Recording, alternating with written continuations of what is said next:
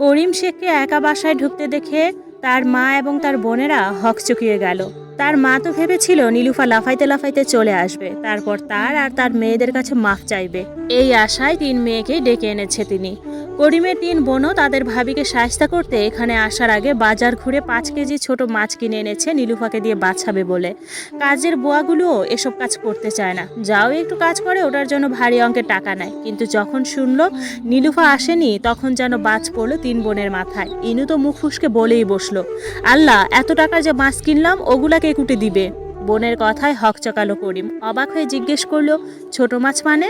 সাথে সাথে রিনু ইনুকে চুপ করিয়ে বলল, আরে ভাইয়া, আমাদের খুব ভাবির হাতে ছোট মাছ খেতে মন চাচ্ছিল, তাই বাজার থেকে ছোট মাছ আনছি। বোনের কথা করিমের বিশ্বাসযোগ্য মনে হলো না, তবুও শান্ত স্বরে বলল, তাহলে যা রান্না কর ছোট মাছ। কি বলো ভাইয়া, এখন এই রাতের বেলা ছোট মাছ কুটবো কেমনে? ভাবি তো আসে নাই। করিম ভ্রু কুচকে বলল, কুটবি কেমনে মানে? এই রাতের বেলা তোর ভাবি যেমনে কুটতো মাছ, তোরা ওভাবেই কুটবি, যেহেতু শখ করে কিনেছিস। কথা অন্যদিকে যাচ্ছে দেখে করিমের মা তাড়াতাড়ি প্রসঙ্গ পাল্টাতে বললেন, কি রে বউ কই তোর? করিম উঠানে রাখা বেঞ্চে বসতে বসতে বলে, আসবে না। আসবে না মানে? এত দেমাক কিসের? সংসারে এইসব টুকটাক ঝামেলা হয়, তাই বলে বাড়ির বউ নাটক শুরু করবে? ও আর ফিরবে না, তালাক চায় আমার কাছে। এবার যেন বিনা মেঘে বজ্রপাত হলো। তালাক চায় মানে? নীলুফার মতো মেয়ে তালাকের মতো সিদ্ধান্ত নিল? কেউ ভাবতেও পারছে না। করিমের মা বিস্ময় দৃষ্টিতে প্রশ্ন করলো, তালাক চায় মানে? ওই 2 টাকার মাইয়া তোরে তালাক দেবার চায়? করিম বিরক্তি দৃষ্টিতে চেয়ে বলল, এটার আবার মানে কি আম্মা? তালাক মানে বোঝো না? করিমের মা আত্মহংকারের সাথে বলে উঠল, তো তালাক দিয়ে চলে আসতে পারিসনি? ওই বেটির পাখনা গজাইছে, 2 দিন না চাইতেই পাখনা ঝইরা পড়ব, তখন বুঝবো ওর যে স্বামী ছাড়া জীবন কেমনে চলে। করিম তাচ্ছিল্য হেসে বলল, ওরা ভালো আছে মা, আমার বাচ্চারা এখানে যে সুখ আর সুবিধা পায়নি ওটা ওরা ওখানে পাচ্ছে। নীলুফা নিজে ইনকাম করছে, ওরা অনেক সুখে আছে মা। করিমের মা যেন বিশ্বাসই করতে পারছে না, নীলুফার মতো মেয়ে 7 দিনেই নিজের অবস্থান শক্ত করে ফেলেছে। তবুও সান্ত্বনার স্বরে বলল, চিন্তা করিস না, তোর জন্য ওর চেয়েও সুন্দর অল্প বয়সী মেয়ে আনবো আব্বা। কথাটা শেষ হতে না হতেই করিম শেখ বলে উঠল, আমাকে দ্বিতীয় বিয়ে করালে হয়তোবা তোমার আর তোমার মেয়েদের এ বাসায় আর জায়গা হবে না মা, কারণ সবাই নীলুফা না। বলেই ঘরে চলে গেল করিম। চিন্তায় কপালে ভাঁজ পড়ল করিমের মার। কথাটা সত্য। এদিকে 3 বোন বলে উঠল, মা, ভাইয়াকে আর বিয়ে দেওয়ার দরকার নাই, আমরা আছি, তুমি আছো, আমাদের বাচ্চারা আছে, ভাইয়ার আলাদা বউ বাচ্চার কি দরকার? আর ভাইয়া নতুন বিয়ে করলে যদি ওই বউ যদি আমাদের খরচ দিতে না করে আর ভাইয়াকে বশ করে, তখন? দরকার নাই মা। এভাবেই মা মেয়েরা মিলে ষড়যন্ত্রে লিপ্ত হলো। ওদিকে দেয়ালের ওপাশে দাঁড়িয়ে সব শুনল করিম। নিজের কাছে বড্ড অসহায় মনে হচ্ছে তার। এত স্বার্থপর তার মা বোনেরা। রাতে খেতে বসেছে করিম, সাথে মা বোনেরা আর ভাগনা ভাগ্নিরা সবাই আজ এ বাসায় খাবে। 3 বোন মিলে রেঁধেছে মুরগির মাংস, গরুর মাংস, পোলাও। করিম খেতে খেতে জিজ্ঞেস করলো, কি রে, ছোট মাছ কই? রিনু অবাক হয়ে বলল, ওমা, এই রাতের বেলা মাছ কোটা সম্ভব নাকি?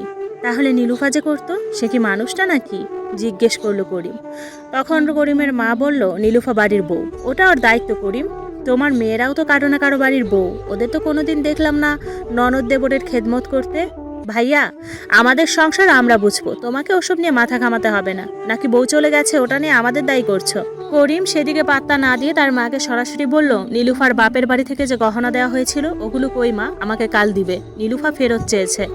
রিনু হিসিয়ে বলল, কেন দিবে মা ওগুলো? ওগুলো এখন আমাদের, ওকে বলে দিস যে এগুলো একটাও পাবে না। করিমও ভাতের থালি মেঝেতে ছিটকে ফেলে বলল, কালকের মধ্যে গহনা ফেরত না দিলে তোদের একটা কেউ আর আমি খরচ দিব না, নিজের পথ নিজে খুঁজে নে। বলেই হাতে পানি ঢেলে বাসা থেকে বেরিয়ে গেল। অন্যদিকে জীবনে প্রথম ভাইয়ের এরকম আচরণ দেখে তবদা খেল 3 বোন। তার মা তখনই নিশ্চুপ, যেন কোনো অশনি সংকেত তার মনে দোলা দিচ্ছে। দেখতে দেখতে 4টা মাস কেটে গেল। নীলুফার ছোট্ট সংসারে যেন সুখের কমতি নেই। নীলুফা হোস্টেলের কাজের পাশাপাশি নিজের ক্যাটারিংয়ের ছোটোখাটো ব্যবসাও শুরু করেছে। মোটামুটি ভালোই লাভ আসছে। অন্যদিকে করিম শেখও কয়েকদিন পরেই নীলুফার গহনা ফিরিয়ে দিয়েছে। তাই নীলুফা ভেবেছে পরের বছরেই ঘর দুটো পাকা করবে। নীলুফা ঘরে বসে নকশি কাঁথা সেলাই করছিল। হুট করে তার মা দৌড়ে আসলেন। দরদর করে ঘাম ঝরছে তার। হাঁপাতে হাঁপাতে বললেন, নীলুফা, তোর স্বামীর দোকানে আগুন লাগছে রে মা, সব শেষ। জামাই হার্ট অ্যাটাক করে হসপিটালে আজকে 14 দিন ধরে। একটু আগে ফোন করেছিল, তোরে দেখতে চায় মা। নীলুফার যেন পায়ের নিচের মাটি সরে গেল। সেদিন কথাগুলো সে রাগের মাথায় বললেও করিম শেখ তার জীবনের প্রথম আর একমাত্র পুরুষ।